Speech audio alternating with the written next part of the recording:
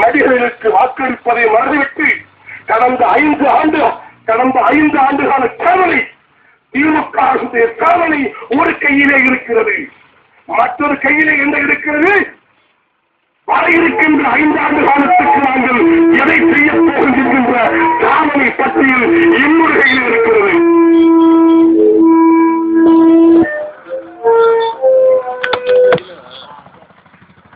Hello hello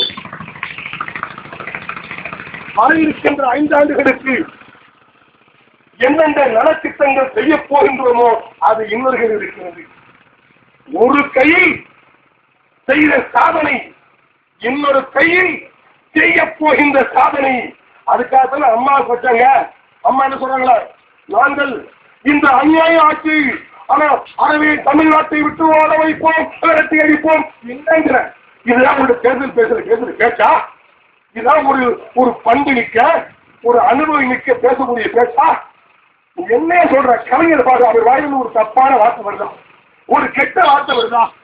என்ன அழகான வார்த்தைகள், அரசியல் பாரம்பரியம். 87 வயதிலும் என்னை நீங்கள் உங்களுக்காக உழைப்பதற்கு வாய்ப்பு தாருங்கள் என்று 87 வயது மிக்க ஒரு முதியவன் சொல்கிறான் என்றால் உனக்கு எந்த வாய்ப்பு கேளு? இந்த அளவுக்கு இந்தியாவிலே யாருக்கும் இல்லை. இன்றைக்கு அமெரிக்காவோடு போட்டி போட்டாரே, போட்டி போட்டு யாரு? வியட்நாம், பெடல் காஸ்ட்ரே என்னாச்சு போதுங்க, என்னால உழைக்க முடியாது இருக்கும்போது ஓடிட்டாரு. ஆனா இந்தியா ராஜான வாஜ்பாய் என்னாச்சு? இதுக்கு மேல என்னால உழைக்க முடியாது. இப்படி எல்லாம் ஒதுக்குகின்ற வேலையிலே 87 வயதிலும் தள்ளாடி மனம் தளராமல் இந்த மக்களுக்காக உழைத்துக் கொண்டு இருக்கிற ஒரு நல்ல தலைவனை பார்த்து சொல்லுகிறாயா தமிழ்நாட்டை விட்டு ஓட வேண்டும் என்று? உண்மை சொல்லுவாங்க.